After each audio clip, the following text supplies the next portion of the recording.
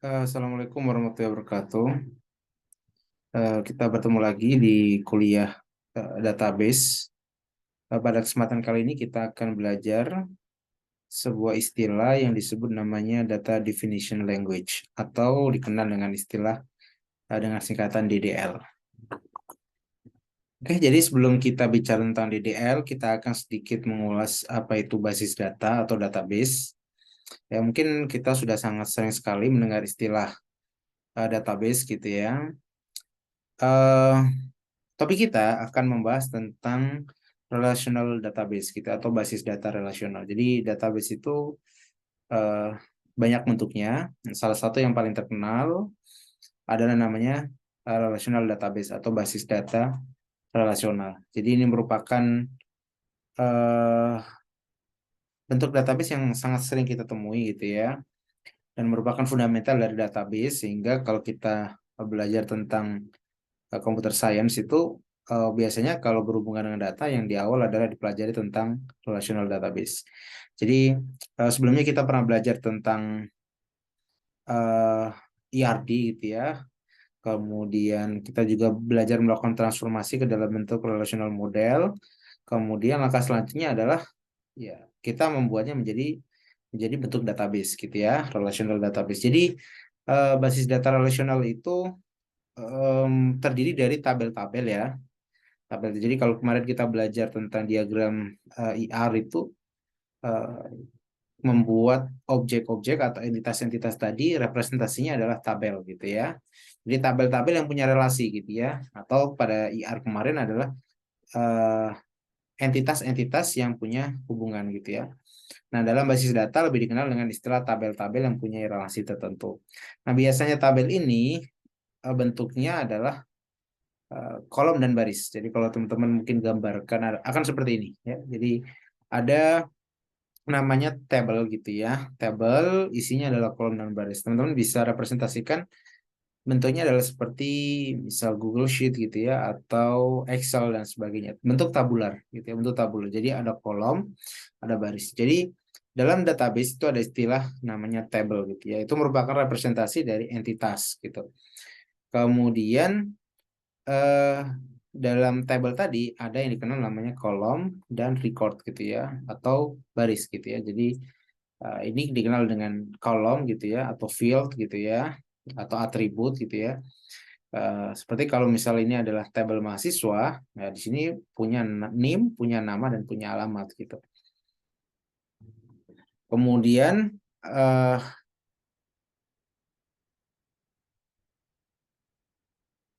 akan ada banyak mahasiswa gitu ya. Jadi ada mahasiswa dengan NIM sekian gitu, ada NIM sekian dan sebagainya. Tentu punya nama yang berbeda-beda. Itu disebut namanya adalah baris gitu ya, atau record gitu ya, atau row gitu. Jadi ini adalah istilah-istilah gitu ya yang akan kita temuin di basis data.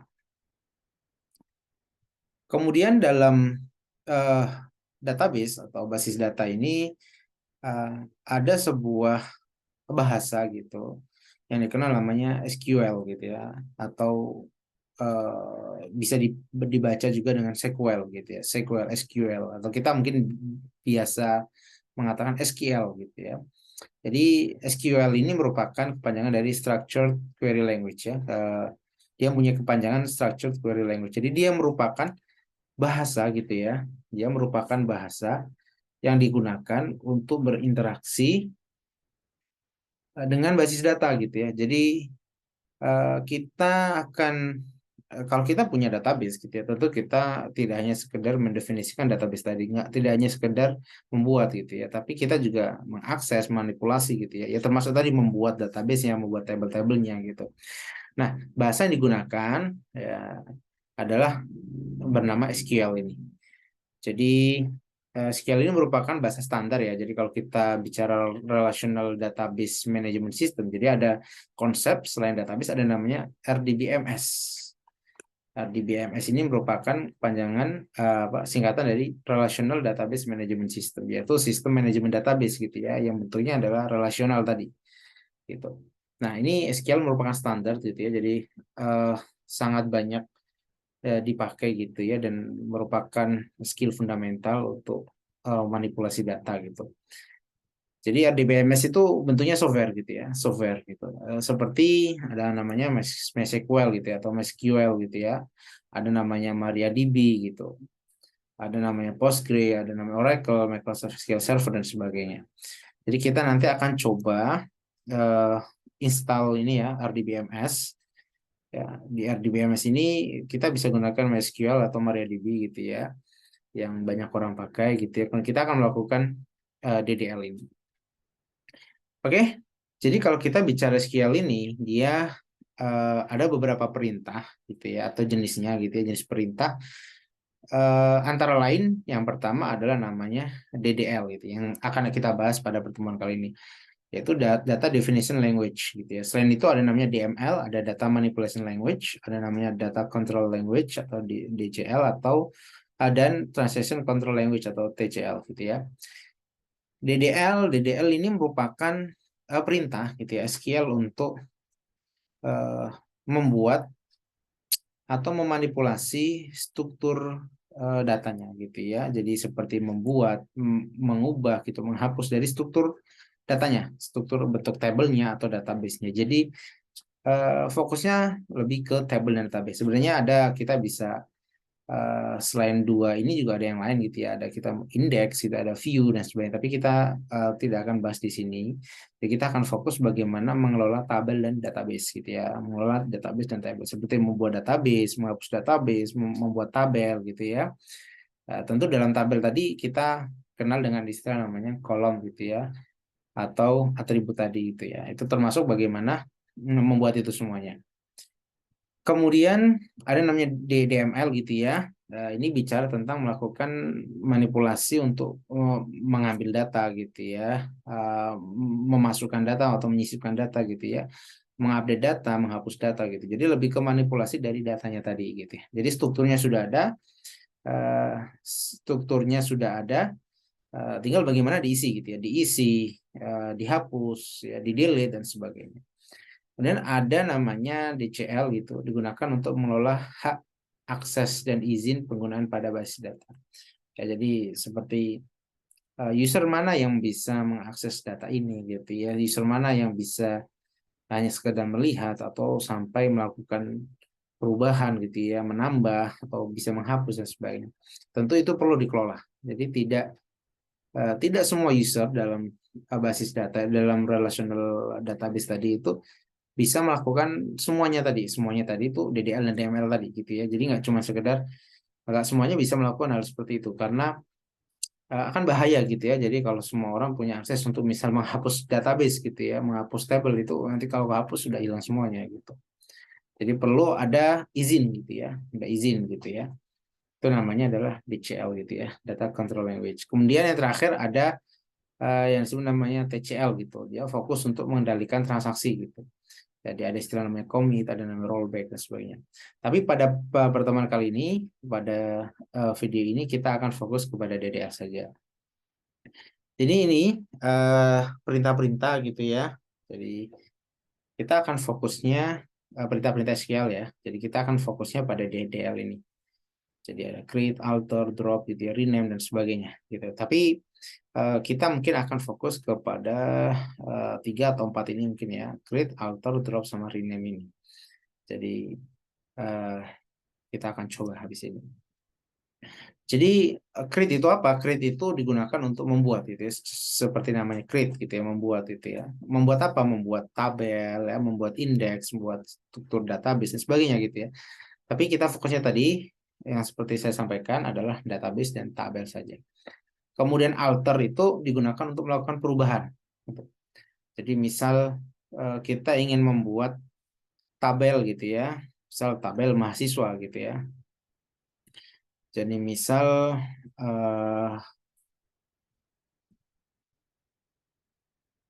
kita ingin membuat tabel, namanya adalah tabel mahasiswa gitu ya, mahasiswa gitu. Gimana tabel ini dia punya kolom gitu ya, atau punya atribut seperti punya NIM ya, mahasiswa itu ya, punya nama gitu ya, punya alamat. Nah, saat kita membuat ini gitu ya, ya membuat uh, tabel ini gitu ya di basis data itu, maka yang dipakai adalah perintah create gitu ya. Jadi create membuat tabel mahasiswa dengan kolom NIM, nama, dan alamat. Nah, kadang-kadang kita ingin melakukan perubahan gitu, seperti menambah kolom gitu ya, atau menghapus kolom. Misal kita mau menambahkan mahasiswa itu tentu punya jurusan, punya hobi dan sebagainya, punya jurusan, punya hobi, punya dan sebagainya gitu ya, umur dan sebagainya. Nah, ketika tabelnya sudah terbuat dan kita ingin melakukan modifikasi, maka kita bisa gunakan perintah namanya adalah alter. Ya, alter. Atau kita bisa ingin menghapus atau ya menghapus gitu ya, atau kita juga sebenarnya bisa mengganti gitu ya, mengganti misal suatu kolom itu kita ganti namanya, misal jur menjadi program studi gitu ya, jurusan menjadi program studi, prodi dan sebagainya, itu dibolehkan gitu ya. Ya, jadi nanti dia bisa kolaborasi dengan rename ini. Kemudian ada namanya drop gitu ya, jadi kita bisa menghapus. Kita ingin menghapus dalam basis data itu, dalam database itu tabel mahasiswa ini kita hapus gitu ya. Ya. Atau ingin menghapus database-nya, dan hal seperti ini kadang-kalanya dibutuhkan. Nah, itu adalah perintah DDL. Jadi ada create, alter, drop, sama rename yang kita akan bahas. Kemudian, oke, ini adalah perintah yang pertama. Ya, ini kita akan belajar membuat database. Dalam membuat database ada perintah seperti ini, namanya create database, nama database-nya. Jadi create ini ya, create database ini merupakan ini ya, ini merupakan eh, perintah gitu ya, template gitu ya. Jadi template-nya kalau mau membuat database kayak gini, create database, kemudian nama database-nya gitu. Jadi kalau misal kita ingin membuat sistem kuliah gitu ya, sistem perkuliahan di kampus gitu ya, saya ingin bikin database kampus namanya. Maka cara membuatnya adalah create database kampus gitu ya. Kalau kita ingin membuat database tentang toko online gitu ya, kita bisa create database toko gitu ya, toko online dan sebagainya. Ya, jadi kita bisa bisa buat seperti itu. Nanti kita akan coba ya. Selanjutnya kita akan bicara tentang membuat tabel. Jadi kalau kita membuat tabel itu uh, hampir sama gitu ya, perintahnya adalah create gitu ya, create tabel. Kalau tadi membuat database, create database. Ya, di sini create tabel, nama tabelnya. Nah, tentu kalau membuat tabel tadi, kalau tadi kita belajar bahwa representasi dari tabel itu adalah bentuknya kolom dan baris gitu ya. Jadi jangan lupa bentuknya adalah kolom dan baris. Maka kita harus definisikan kolomnya gitu ya. Barisnya adalah datanya gitu ya. Jadi kolomnya harus ada terlebih dahulu gitu. Makanya dalam saat membuat tabel itu kita juga diminta untuk memasukkan nama kolomnya gitu ya, nama kolomnya dan tipe datanya gitu ya. Tipe data kita akan habis ini belajar tipe data itu apa. Jadi tipe data itu adalah tipe dari kolom tadi gitu ya. Jadi misal apakah dia numerik gitu ya, apakah dia teks, string dan sebagainya ya. Baik, kalau teman-teman pernah belajar bahasa pemrograman ya, seperti ada istilah namanya variabel, ada namanya tipe data gitu ya. Jadi ada namanya integer, ada string gitu ya. Ada apa tuh namanya eh boolean dan sebagainya gitu. Hampir sama gitu ya. Jadi di sini eh atributnya gitu ya, atau kolomnya itu tentu dia punya tipenya gitu. Misal kalau kita ingin membuat tabel mahasiswa, maka mahasiswa itu punya atribut namanya NIM, nama, alamat, dan jurusan tadi ya. NIM itu anggap NIM itu bentuknya adalah numerik gitu ya. Numerik misal umumnya NIM mahasiswa itu bentuknya numerik gitu ya. Misal beberapa angka gitu ya. Yang itu representasi dari jurusannya, fakultasnya gitu ya, angkatan berapa sampai nomornya gitu, nomor mahasiswa tadi ya. Tapi bentuknya adalah numerik semua. Nah, maka kita bisa pakai tipe data int, integer gitu ya, integer. Kemudian nama gitu ya. Nama itu merupakan kumpulan karakter gitu ya. Ya. Jadi kalau dalam SQL itu kita bisa definisikan tipenya adalah varchar gitu ya. Varchar ada char, ada varchar gitu ya. Dengan misal nilai kita 50. Di sini kita kasih 50 itu artinya 50 karakter. Jadi kalau misal namanya lebih dari 50 karakter ya nggak bisa gitu ya. Kalau mau lebih banyak ya ditambahin lagi. Misal varchar 100 gitu. Artinya karakternya bisa mencapai 100. Tapi tentu nama yang sepanjang 50 itu saya kira jarang gitu ya. Hampir tidak ada gitu ya. Kalau misalnya sekiranya kurang ya bisa ditambah gitu ya, tapi harus didefinisikan di awal gitu. Kemudian ada alamat gitu ya, alamat dan jurusan hampir sama gitu ya, jadi kita coba definisikan ini merupakan varchar gitu ya, string. Jadi ini membuat tabel gitu. Nanti kita akan coba ya, nanti di akhir saja prakteknya, jadi kita lebih ke konsep terlebih dahulu. Ini ada beberapa tipe SQL gitu ya, tipe data ya, tipe data SQL ada bentuknya numerik gitu ya. Numerik nanti macam-macam, ada big, tiny, integer, ada small integer, integer dan sebagainya ya. Ada tipe yang bentuknya date, time gitu ya, waktu. Ada bentuknya karakter atau string dan sebagainya ya. Tapi biasanya kalau kita bikin aplikasi, bikin struktur database gitu, seperti ini ya. Jadi tabel-tabelnya umumnya ya bentuknya numerik gitu ya, atau bentuknya eh, apa tuh namanya string dan sebagainya. Jadi semacam kayak tadi integer, varchar itu sangat umum kita akan pakai. Jadi tidak harus kita pakai ini semuanya. Kemudian yang kedua adalah perintah alter gitu ya. Tadi kalau tadi alter itu digunakan untuk melakukan modifikasi terhadap struktur datanya ya. Jadi kalau kita sudah punya struktur gitu ya, struktur bentuk dari database-nya, dari tabelnya, kita ingin melakukan perintah-perintah nih. Misal tadi gitu ya. Kalau kita lihat di sebelumnya tadi, di sini cuma ada atribut atau kolom name gitu ya, name, nama, kemudian alamat dan jurusan gitu ya. Nah, kita ingin menambah jenis kelamin, tentu mahasiswa itu punya jenis kelamin laki-laki atau perempuan. Dan di sini tidak diakomodasi gitu ya, jadi nggak ada. Caranya adalah kita akan tambah menggunakan namanya perintah alter gitu ya. Jadi perintahnya adalah alter table gitu ya. Kemudian nama tabelnya tadi ya. Jadi kalau tadi namanya tabel mahasiswa maka namanya ada alter table mahasiswa. Ya, jadi template-nya ini harus harus harus paham ya, harus dihafal gitu ya. Tapi kalau sering memakai saya kira mudah gitu ya.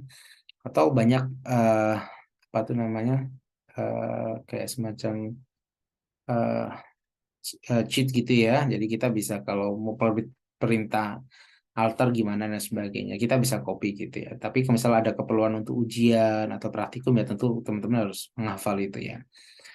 Kemudian ini ya tadi ya, kita menambah jenis kelamin dengan varchar 50 misal laki-laki atau perempuan misal seperti itu ya. Jadi kita bisa menggunakan perintah seperti alter table mahasiswa add jenis kelamin itu merupakan kolomnya ya, varcharnya 50 ya. Panjang eh, isinya adalah 50. Saya kira mungkin terlalu banyak ya, misal laki-laki dan perempuan itu cuma beberapa karakter saja. Jadi bisa disesuaikan. Kemudian kita juga bisa melakukan modifikasi tipe datanya.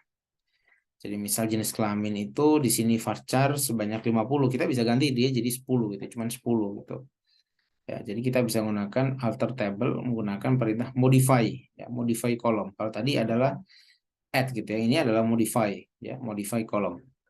Jadi untuk menambahkan atau untuk melakukan modifikasi kolom berdasarkan tipe datanya.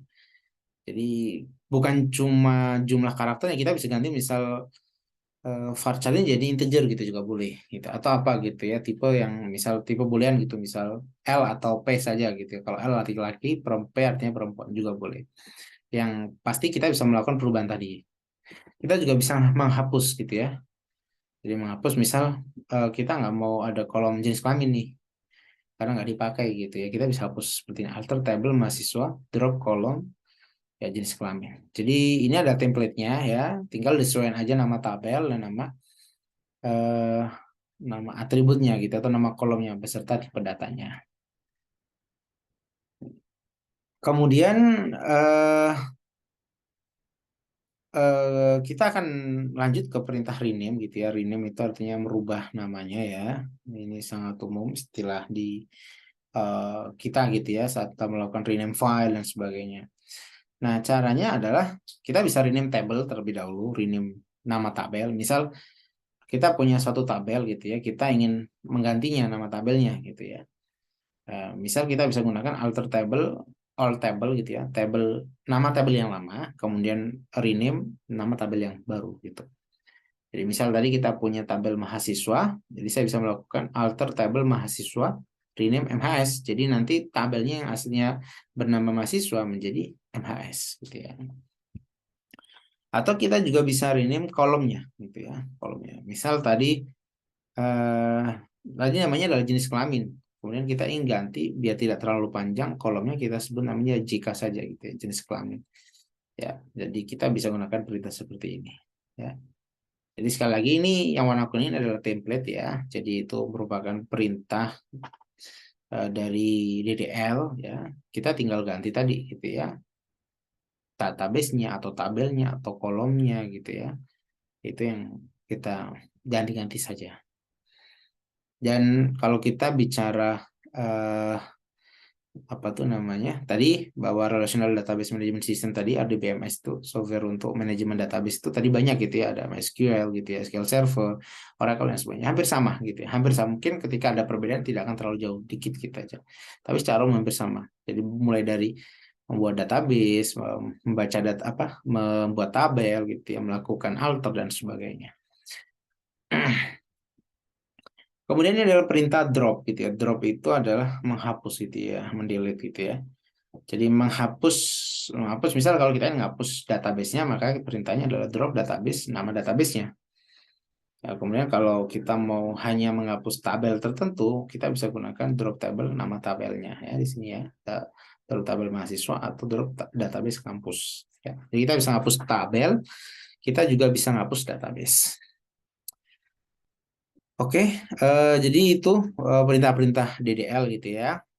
Kemudian ada juga istilah namanya SQL constraint gitu ya. Jadi ini merupakan aturan untuk data dalam tabel ya. Sebenarnya kita juga udah belajar ya tentang constraint ini ya kalau di ERD kemarin tuh ya. Eh jadi ada beberapa constraint gitu ya. Jadi umumnya dipakai saat kita ingin membuat atau melakukan alter table ya. Biasanya seperti itu. Jadi ada beberapa constraint yang umum seperti not null, unique, primary key, foreign key, default dan sebagainya. Ya, tapi ini beberapa yang umum gitu ya. Kita akan bahas beberapa. Yang pertama adalah not null gitu. Default saat kita membuat mahasiswa yang tadi di awal itu saat tabelnya sudah jadi, dan kolomnya sudah jadi gitu ya. Ya, itu kan sebenarnya seperti ini ya nanti ya. Jadi kan seperti ini. Saat kita membuat tabel mahasiswa yang tadi ya, punya NIM, punya nama, punya alamat ya, dan punya jurusan misal ya, itu nanti bentuknya adalah tabel kan ya, tabel ya, tabel seperti ini ya, dia punya kolom dan baris ya. Kalau di sini tentu ada NIM gitu ya, kemudian ada nama, kemudian ada alamat, kemudian ada jurusan. Oke.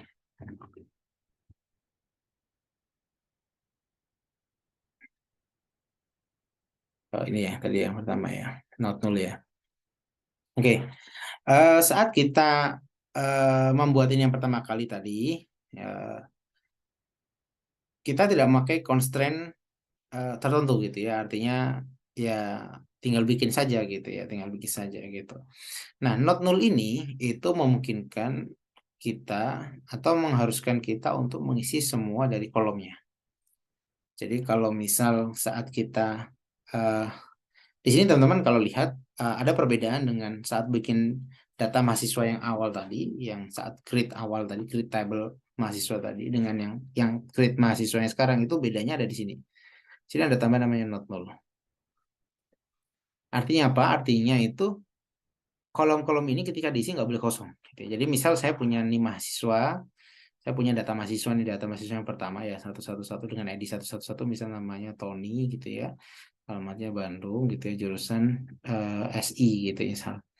Nah, ketika ada mahasiswa yang kedua, misal namanya Rani, gitu ya, alamat misal alamatnya nggak ada gitu ya, jurusannya misal IF gitu ya, informatika.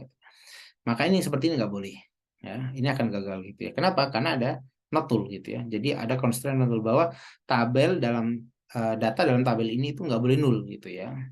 Jadi kalau kita definisikan kolomnya itu nggak boleh nul, maka datanya juga nggak boleh nul dalamnya, harus keisi. Ya, kalau tadi ketika nggak ada not null itu boleh jadi kosong, gitu ya. Kita kosong jadi kosong. Jadi kalau saya masukkan data kosong nggak ada masalah gitu ya. Tetap bisa masuk database. Ketika ada constraint not null, maka ketika kita ingin masukkan data, maka harus ada semuanya, setiap kolomnya. Ketika nggak ada kolom seperti ini akan gagal. Itu adalah constraint not null. Oke. Lanjut yang kedua adalah unique. Ya, unique itu artinya uh, unik gitu ya, unik gitu ya. Jadi kalau misal kita punya apa tuh namanya NIM mahasiswa ya, NIM unik itu biasanya umumnya mengarah ke primary key gitu ya, atau atribut dari entitas yang unik gitu ya, yang unik, yang dia membedakan satu dengan yang lain ya. Kalau dalam hal ini mahasiswa, NIM adalah merupakan atribut yang unik gitu, artinya nggak boleh ada duplikasi gitu. Ketika kita melakukan duplikasi, misal pada lanjut ada mahasiswa 3, misal namanya adalah uh, misal ya, uh, misal namanya adalah Siti gitu ya, Siti, kemudian alamatnya adalah Jakarta gitu ya, misal IF gitu ya. Misal di sini kita kasih unik itu adalah NIM gitu ya, NIM, bahwa yang harus unik adalah NIM gitu ya. Ketika ada yang unik maka nggak boleh gitu. Constraint-nya seperti itu, aturannya seperti itu. Ketika misal Siti itu masukkan NIM-nya adalah 1112 gitu, maka dia akan gagal gitu ya. Ya, gagal. Ini misal tadi sudah oke ya, sudah benar ya. Misalnya sudah oke yang tadi case yang pertama, misal dia juga dari Jakarta gitu. Ini benar ya, ini sudah benar. Tapi ketika saat punya record ketiga, punya baris ketiga atau data yang ketiga, misal NIM-nya itu adalah sama dengan NIM sebelumnya atau ada NIM yang lain, maka akan gagal gitu ya, karena ada aturan, ada constraint bahwa NIM-nya harus unik ya, NIM-nya harus unik. Kalau misalnya NIM-nya ini kita ganti nama gitu ya, nama ya, maka ketika ada yang salah dia berhasil gitu ya, berhasil. Tapi kalau City-nya ini saya ganti Tony, jadi bisa jadi ada orang yang sama, mahasiswa yang sama gitu ya, maka akan gagal. Jadi unik tujuannya seperti itu. Dia bisa melakukan pengecekan apakah uh, atribut tadi bernilai unik atau enggak gitu. Oke, selanjutnya ada dikenal namanya primary key ya, primary key. Jadi kita sudah pernah belajar juga primary key yang merupakan key gitu ya, kunci yang membedakan satu dengan yang lain. Jadi kalau kita biasanya ngomong primary key itu dia pasti uh, unik gitu ya, dia pasti unik. Kalau kita ngomong primary key dia pasti unik. Dan biasanya not null, nggak boleh kosong gitu. Ya, jadi kalau kita bikin seperti itu ya artinya kalau primary key-nya itu kita set NIM, maka tadi NIM-nya nggak boleh kosong dan tidak boleh sama gitu ya. Artinya unik gitu ya. Jadi primary key itu artinya ya dia dia unik ya, yang membedakan satu dengan yang lain. Jadi kalau di sini ada tabel mahasiswa, ketika ada 1.000 mahasiswa, maka NIM itu membedakan antara satu dengan uh, mahasiswa yang lain. Artinya 1.000 mahasiswa itu merupakan uh, orang yang berbeda gitu ya, karena tadi dibedakan oleh NIM-nya tadi. Jadi ada namanya constraint, namanya primary key. Selanjutnya ada foreign key gitu ya, foreign key. Jadi kalau primary key itu adalah merupakan kunci utama dari suatu tabel. Kalau foreign key adalah ya kunci dari tabel yang lain gitu ya. Saat kita punya hubungan antara satu tabel dan tabel yang lain ya, tentu eh, tentu akan ada tabel yang lain, ada apa tuh identitas tabel yang lain masuk ke tabel tertentu gitu. Misal nih di ini kita punya tabel mahasiswa dan tabel jurusan gitu. Jadi di sini saya coba tambahkan ya. Di sini ada tabel jurusan. Oke, jadi hubungannya gini. Hubungannya ini adalah jurusan, kemudian dengan mahasiswa. Satu jurusan punya banyak mahasiswa, ya, dan satu mahasiswanya berada di satu jurusan, kayak gitu. Hubungannya one to many, seperti ini. Jadi berdasarkan bentuk transformasi IRD gitu ya ke relational model, maka nanti primary key dari jurusan, ya, misal jurusan tuh punya primary key namanya adalah kode jurusan, kode jur gitu ya. Jadi dia punya kode jurusan ini akan nanti masuk ke dalam mahasiswa. Jadi jurusannya nanti ini bukan jurusan Varchar dan sebagainya tadi ya. Jadi uh, kita nggak langsung menuliskan SIF seperti ini, tapi kita masukkan kodenya gitu ya. Misal kalau kode jurusan, misal kita bikin tabel terlebih dahulu ya. Kita bikin tabel terlebih dahulu. Misal ini kodenya, kode jurnya. Misal A01 nih misal ya. Namanya adalah SI gitu ya. Kemudian A02, A03. Nah, misal ini IF, ini DKV. Kali ini kita nggak nulis SI lagi, tapi A01. Ini juga IF ini bukan IF, tapi A02 gitu. Ini juga A02.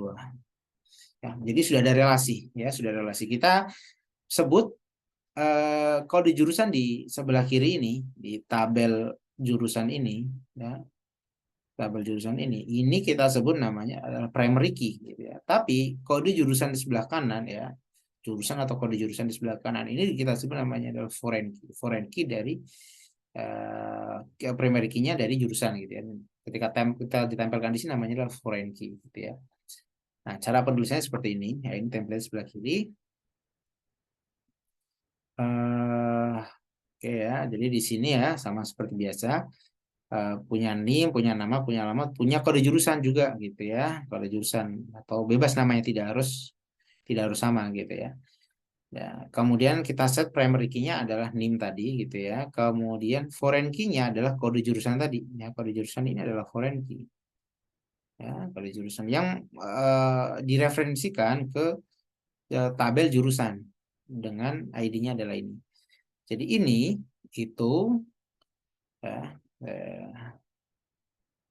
coba saya warna yang lain ya, biar tidak bingung. Misal warna hijau gitu ya. Kode ini itu nanti ya ini adalah foreign key yang tadi ya, foreign key ini, foreign key kode jurusan tadi, atau jurusan ini kita ganti misal kode jurusan gitu ya, boleh. Ya, kode jurusan ini tadi eh, merupakan foreign key dari tabel jurusan. Ya, jadi ini ke sini. Nah, ya, tabel jurusan yang identitasnya, yang identifiernya adalah kode jurusan. Jadi diambil dari sini. Oke. Nah, ketika kita punya mahasiswa, misal ID-nya adalah 1115 gitu ya, dengan nama Siska gitu ya, dari Surabaya. Dia mengambil jurusan A07 nih misal. Ketika dalam tabel jurusan tidak ada 07 maka akan gagal gitu ya. Kenapa gagal? Karena kode jurusan A07 itu belum ada gitu ya. Jadi salah gitu ya. Karena dia merujuk ke tabel jurusan, dan tabel jurusannya itu nggak ada kode A07. Kecuali kalau kita tambahkan misal ada A07 itu merupakan jurusan eh, teknologi informasi gitu ya, misal TI gitu. Nah, itu baru berhasil. Jadi itu adalah constraint foreign key. Jadi ada beberapa constraint tadi ya yang teman-teman nanti akan sering temui gitu ya saat kita ini gitu ya. Kita apa tuh namanya? Membuat basis data gitu ya menggunakan DDL ini. Oke, kita lanjut. Kemudian kita akan fokus kepada RDBMS gitu ya. RDBMS tadi merupakan Relational Management Database gitu ya. Jadi merupakan sistem manajemen database gitu ya. Jadi basis data itu hanya konsep gitu ya. Implementasinya adalah ada software gitu ya untuk melakukan manajemen tadi gitu. Nah, salah satu yang terkenal gitu ya, salah dua mungkin, salah satunya ada MySQL, kemudian ada namanya MariaDB gitu ya. Ada Oracle dan sebagainya. Kita akan coba pakai MySQL dan MariaDB. Sebenarnya pengembang dari MySQL dan MariaDB itu sama gitu ya. Cuma karena MySQL itu dibeli oleh Oracle gitu ya. Kalau tidak salah gitu, maka pengembangnya developer itu membangun hal yang serupa gitu ya, membangun sistem yang mirip yang namanya adalah MariaDB ini gitu. Jadi kalau teman-teman biasanya cari yang MySQL yang versi sekarang yang benar-benar free open source tadi biasanya larinya adalah di MariaDB ini. Tapi sebenarnya konsepnya sama saja. Oke, oke, teman-teman bisa hmm, bisa ini ya masuk ke halaman MariaDB gitu ya, MariaDB. Nanti bisa tulis MariaDB gitu di Google gitu ya, atau webnya namanya mariadb.org gitu ya. Jadi teman-teman akan diarahkan ke halaman MariaDB gitu ya. Dan itu bisa langsung download gitu ya. Sama seperti eh, kalau teman-teman misal pakai Windows gitu, silakan cari yang Windows gitu ya. Kalau pakai Linux silakan cari Linux dan sebagainya. Dan kalau pakai Windows yang mungkin sebagian besar akan pakai Windows, teman-teman bisa tinggal ini aja ya, tinggal tinggal klik-klik kita aja sih. Jadi kayak install biasa gitu ya. Nah, tapi kita akan memakai eh, sebuah ini ya, kumpulan software gitu ya, jadi kumpulan tools gitu ya yang dikenal dengan nama XAMPP. Jadi XAMPP. Jadi XAMPP itu merupakan distribution gitu ya, yang isinya ada beberapa tools gitu ya. Kalau di sini terdiri dari MariaDB gitu ya, ada PHP, ada Perl gitu ya, dan sebagainya. Ya, jadi teman-teman bisa eh, apa itu namanya install ini ya, download ini ya. Jadi di sini ada X gitu ya, cross A itu Apache, M itu MariaDB kalau dulu namanya MySQL gitu ya. Kemudian P itu PHP gitu ya, PHP ada Perl gitu ya, bahasa pemrograman ini yang lain. Dua-duanya bisa pemrograman. Jadi kalau kita install ini akan keinstall semuanya gitu.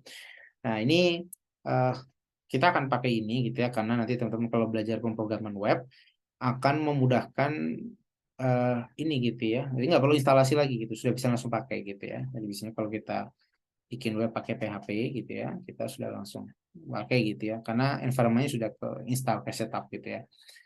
Nah, teman-teman bisa tulis saja XAMPP gitu ya. Nanti teman-teman akan diarahkan ya, teman-teman mungkin boleh kita akan coba eh, apa tuh namanya eh, di sini X MPP ini ya. Jadi kalau kita enter seperti ini, nah, buka aja ya di halamannya di sini, teman-teman bisa download beberapa versi gitu ya. Kalau versi 8.2.0 tuh ini versi PHP-nya sekian dan sebagainya. Teman-teman bisa bisa ini ya, bisa download langsung atau bisa cari versi yang sebelumnya gitu ya, di versi sebelumnya. Mau Linux mau eh, Mac dan sebagainya ya, teman-teman bisa pilih gitu ya. Tinggal download kemudian klik next next next itu selesai ya. Jadi cukup sesimpel itu tadi. Oke, nah kalau teman-teman sudah install gitu ya, nanti teman-teman akan ada interface gitu ya, yang teman-teman harus aktifkan terlebih dahulu servisnya agar RDBMS-nya tadi bisa aktif gitu ya, bisa kita pakai gitu. Jadi kalau sudah selesai selesai apa tuh namanya install, nanti kita bisa buka filenya gitu ya, XAMPP control panel-nya ini ya. Nanti teman-teman akan ada beberapa ini gitu ya, modul gitu ya, atau service gitu ya. Nah, ini cuman versi saya ini versi yang lama sekali gitu ya, versi tahun 2019. Kalau teman-teman installnya sekarang 2023 ya, mungkin tampilannya tidak jauh berbeda gitu ya. Yang versinya aja gitu ya, versi Apache-nya, versi MySQL-nya nanti beda-beda gitu. Nah, teman-teman nanti akan tampil seperti ini ya. Ada tombol seperti ini untuk jalanin ya, teman-teman cukup tekan ada gitu ya, tekan saja gitu ya. Karena sebenarnya kita butuhnya MySQL saja, kita sebenarnya cukup start ini aja. Nah, tapi kita perlu interface gitu ya, atau aplikasi kliennya agar bisa mengakses MySQL tadi, SQL servernya tadi menggunakan perintah-perintah yang SQL tadi itu ya. Maka kita bisa pakai Apache ini. Ya, nanti kita akan lihatkan gitu ya bagaimana mengaksesnya. Oke, kalau sudah Sudah, teman-teman nanti bisa apa tuh namanya? eh, kita akan coba mengakses gitu ya di BMS-nya ini menggunakan beberapa cara gitu ya. Ada beberapa cara kalau kita lihat sekilas ini nanti di slide yang kita bahas tadi. Jadi ada beberapa cara. Oke, cara yang pertama itu kita menggunakan CLI gitu ya, Command Line Interface gitu. Jadi kita kita akan masuk ke terminal ke CMD gitu ya. Kemudian kita akan eh, ya mencoba ini gitu ya. Kemudian kita bisa menggunakan PHP-MyAdmin. PHP-MyAdmin merupakan tools ya yang tadi bawa dari XAMPP gitu ya. Jadi dia menyediakan interface untuk kita bisa melakukan perintah-perintah SQL gitu ya. Dan kita bisa pakai klien yang lain seperti ada HDSQL, ada DBfill gitu ya dan sebagainya. Ada banyak gitu ya aplikasi klien untuk mengakses ke MariaDB tadi atau MySQL tadi. Oke, itu mungkin sampai sini dulu. Nanti kita akan lanjutkan untuk lebih mengenal environment terlebih dahulu. Baru kita akan coba menjalankan perintah-perintah DDL tadi. Itu saja mungkin kita lanjut di segmen yang kedua nanti. Saya akhiri. Assalamualaikum warahmatullahi wabarakatuh.